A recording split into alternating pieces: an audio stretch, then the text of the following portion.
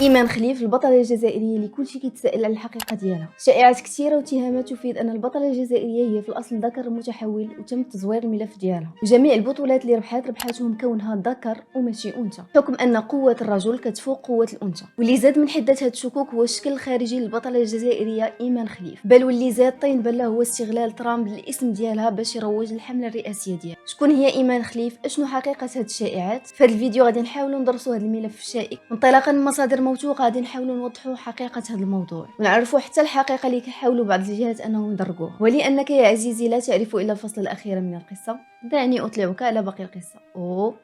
يلا نبدا.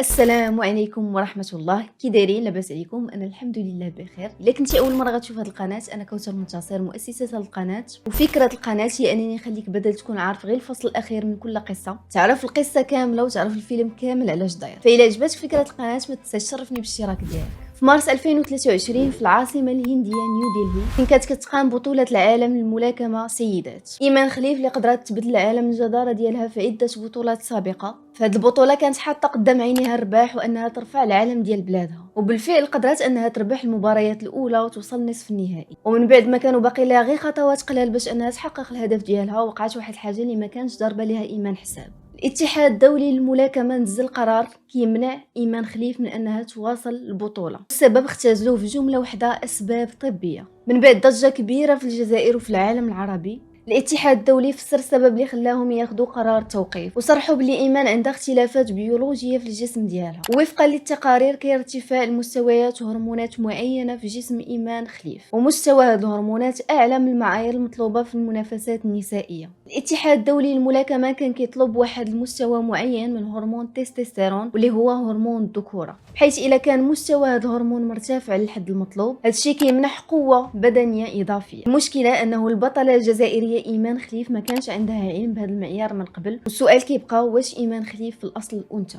واذا كانت فعلا انثى هادشي غيدينا لجوج ديال الاسئله اخرين. واش ايمان خليف كتلجا لمصادر خارجيه باش تزود مستوى هرمون التستوستيرون في الجسم ديالها باش هادشي يمنحها قوه بدنيه اضافيه؟ والسؤال الثاني هو: واش ممكن يكون عند البطله الجزائريه شي عيب خلقي او لا شي مرض اللي كيسبب لها ارتفاع هذا الهرمون الذكوري؟ والجواب ديال حقيقه جنس البطله الجزائريه ايمان خليف غادي نخليوه حتى للتالي، حيت خاصنا نفهموا بعض المصطلحات من قبل باش نحاولوا نستوعبوا حقيقه الامر. متفقين؟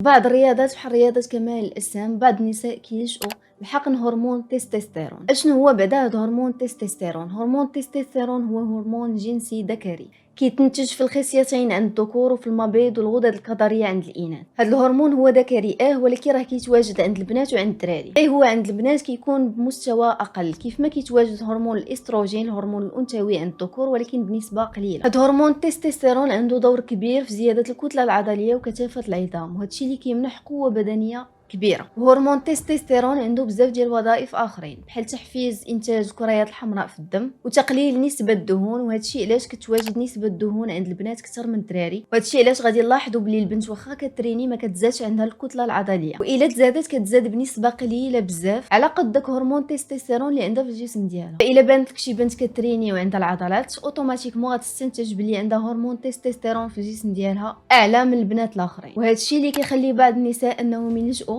مصادر خارجيه باش يتزودوا بهرمون التستوستيرون باش يحسنوا من اللياقه البدنيه ديالهم ويحفزوا العضلات ديالهم باش يكبروا دغيا، وهكا تزاد عندهم قوه التحمل. المستوى الطبيعي لهرمون التستوستيرون في جسم الذكور العاده كيكون ما بين 300 و 1000 نانومتر على الديسيلات، اما المستوى الطبيعي لهرمون التستوستيرون في جسم الاناث كيكون قليل بزاف وكيتراوح ما بين 15 و 70 نانومتر على الديسيلات. باش كيتزاد مستوى هرمون التستوستيرون عند البنات يعني كيكون اكثر من الطبيعي في الجسم ديالهم، هادشي بطبيعه الحال كيكونوا عنده اثار جانبيه كثيره بحال الصوت اللي كيتبدل وكيولي خشن بحال ديال الدراري، شعر الكتف في الوجه والجسم، تغيرات في المزاج وصعوبه التحكم في الانفعالات، اضطراب القلب والكبد ومشاكل حتى في الاعضاء التناسليه. بعض الناس ممكن انه يكون عندهم مستوى هرمون التستوستيرون طالع على الناس الاخرين طبيعيا بلا ما يلجؤوا لا الحقن ولا المنشطات، يعني عادي جدا جدا انه كيكون اختلاف مستويات الهرمونات بين الافراد، وعادي جدا اننا كنلقاو بعض الناس اللي كتكون عندهم مستويات ديال هرمون التستوستيرون طبيعيه، ولكن فاش كيكونوا تحت التدريب المكثف كيتزاد عندهم المستوى ديال هذا الهرمون. والسبب انه رياضات بحال كمال الاجسام او الملاكمه كتطلب قوه وقدره على التحمل اكثر، وهذا الشيء اللي كيخلي الجسم يفرز هرمون التستوستيرون باش يعاون العضلات يكبروا، وهذا الشيء يزيد من القوه ديال الجسم. كاينين بزاف ديال الحالات المرضيه اللي كيسببوا في ارتفاع هرمون الذكوره بحال المتلازمه تكيس المبايض، وهاد المتلازمه هي اللي كتكون سبب في ارتفاع هرمون الذكوره في الجسم ديال الانثى، وهذا الشيء كيسبب الصوت الخشن والزغف في الجسم حتى اختلال الدوره الشهريه.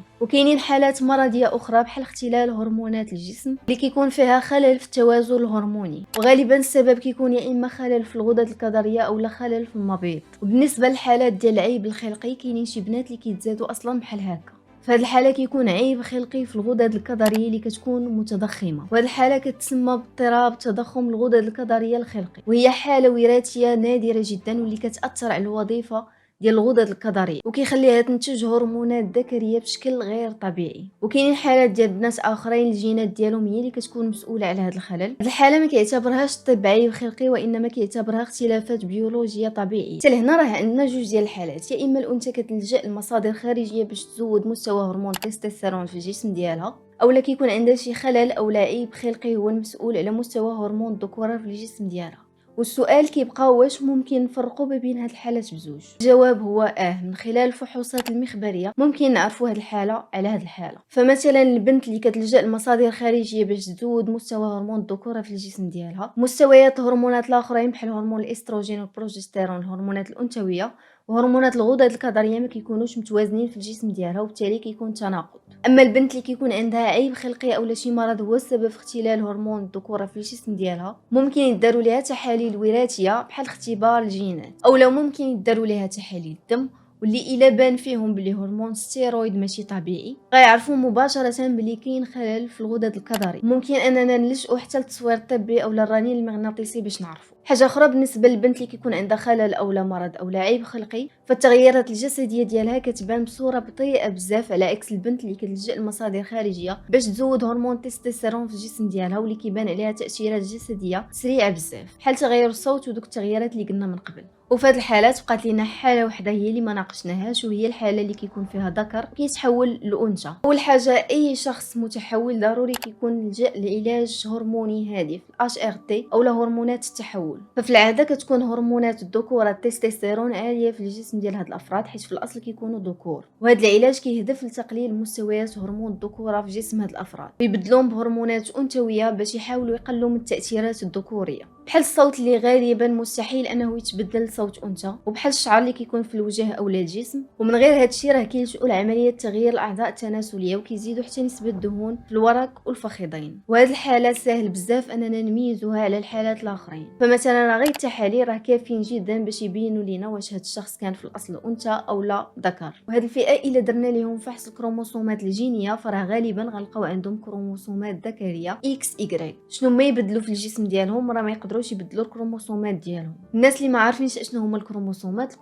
كنا قريناهم في السيونس وتقريبا هي الحاجه الوحيده اللي شديت في هذه الماده. ما علينا، الكروموسومات هما واحد الاجزاء اللي صغيره بزاف كيكونوا في الداخل ديال جسم الانسان، كيكونوا هازين واحد المعلومات وراثيه اللي كتحدد صفه الكائن حي سواء انسان سواء حيوان. كروموسومات اكس و Y هما اللي كيتحكموا في جنس الجنين، والرجال هما اللي كيتحكموا في الجنس ديال الجنين. كروموسوم اكس هو كروموسوم انثوي وكيكون عند البنات، والكروموسوم Y هو كروموسوم ذكري وكيكون غير عند الولاد ومستحيل انه يكون عند البنات. هاد الكروموسومات سواء اكس سواء Y ضروري يكونوا ملاصقين مع شي كروموسوم اخر حداهم. وفي الجسم البشري كاين 23 زوج ديال الكروموسومات. فالانثى كيكونوا عندها كروموسومات XX والذكر كيكونوا عنده كروموسومات XY. وفي حاله التزاوج فالام كتعطي الكروموسوم X والاب كيعطي الكروموسوم سواء Y سواء X. فإلا خدا الجنين كروموسوم X من عند الام وخدا حتى كروموسوم X من عند الاب، فجنس الجنين هنا غادي يكون بنت والناتج غادي يكون XX. وإلا خدا الجنين كروموسوم X من عند الام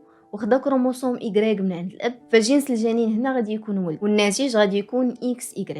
يعني راه الاب اللي كيتحكم في جنس الجنين. وهاد البارتي درتها بالعاني على قبل الرجال اللي كيمشي يا اما كيتزوج على مراته يا اما كيمشي يطلقها بسبب انها كتولد غير البنات. ما علينا، يعني الذكر شنو ما دار مستحيل انه يبدل شي حوايج اللي خلقهم الله سبحانه وتعالى فيه. فراه واخا يلجا العمليه باش يدير التدين او يبدل الاعضاء التناسليه، مستحيل انه يكون عنده الرحم بحال الانثى. وبالتالي فالجواب ديال السؤال واش ايمان متحول او لا، فراه الجواب ديال هذا السؤال واضح جدا وسهل بزاف انه الطب بيميز الحاله ديالها. ويعني في هذه الحاله كيبقاو لينا جوج احتمالات: يا اما ايمان كتلجا لمصادر خارجيه باش تزود هرمون التستوستيرون في الجسم ديالها، او لا عندها عيب خلقي او لا مرض هو السبب في ارتفاع هرمون التستوستيرون في الجسم ديالها. كاينين بزاف ديال الشائعات وبزاف ديال الاقاويل، كل واحد وشنو كيقول، ولكن راه ما كاينش شي تصريح علمي اللي كيبين حقيقه الامر. وكاين احتمال وارد جدا انه السبب في ارتفاع هرمون التستوستيرون عند ايمان خليف البطله الجزائريه غالبا هو عيب خلقي. وفي الرياضه كاينين بزاف ديال الجهات اللي كيمنعوا اي شخص عنده مستويات مرتفعه من هرمون الذكوره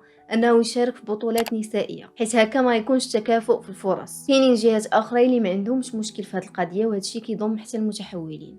وفي اولمبياد باريس 2024 اللجنه الاولمبيه الدوليه دافعات على ايمان خليف ضد الاتهامات الظالمه والحملات الاعلانيه اللي كيداروا ضد البطله الجزائريه. وفعلا قدرت البطله الجزائريه انها تاهل نهائي اولمبياد 2024. وصرحت ايمان خليف انها ضحيه لهالاتهامات الظالمه. وقبل من شي شهرين تقريبا تم التداول ديال خبر التوقيف النهائي ديال البطله الجزائريه ايمان خليف وجردها من جميع الالقاب والجوائز اللي حصلت عليهم في حياتها كامله. ونقدر نقول لكم بلي هادشي مجرد اشاعات ومزاعم لا اساس لها من الصحه. حتى من دونالد ترامب استغل الاسم ديال ايمان خليف الحمله الرئاسيه ديالو، وبحكم انه شخص محافظ وضد المثليه بين باللي راه ضد هادشي بصوره ديال ايمان خليف. ومن قبل راه كانت الجزائر وكلات محامي باش يرفع قضيه على اي شخص كيتهم ايمان خليف، وهذا الشيء كيضم حتى دونالد ترامب من بعد سحبات الاسم ديالو. ومن خلال الفيديو هذا الشيء كامل اللي سمعتي، واش انت مازال مع الشائعات والاقاويل اللي ضد ايمان خليف، ولا انت مع البطله الجزائريه ايمان خليف؟